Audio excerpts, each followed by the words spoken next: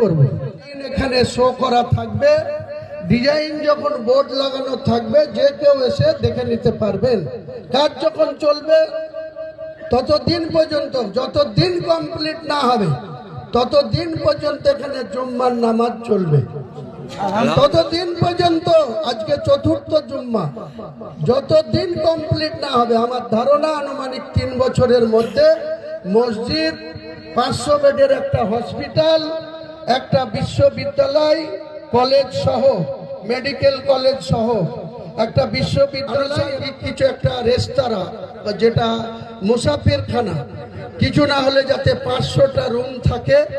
দেশ বিদেশ থেকে তারা এখানে আসবে, তারা যাতে এখানে কিছু ন্যূনতম খরচা দিয়ে তারা এখানে রাত্রিবাস করতে পারে, ভালোভাবে থাকতে পারে, তারও সুবন্দোবস্ত এখানে আমরা 30 বিঘি জায়গার উপরে, আমরা টোটাল 8 বিঘি জায়গার উপরে মসজিদ হবে, বাকি 22 বিঘা জায়গার উপরে যা যা ঘোষণা করেছি ইনশাল্লাহ তাই হবে।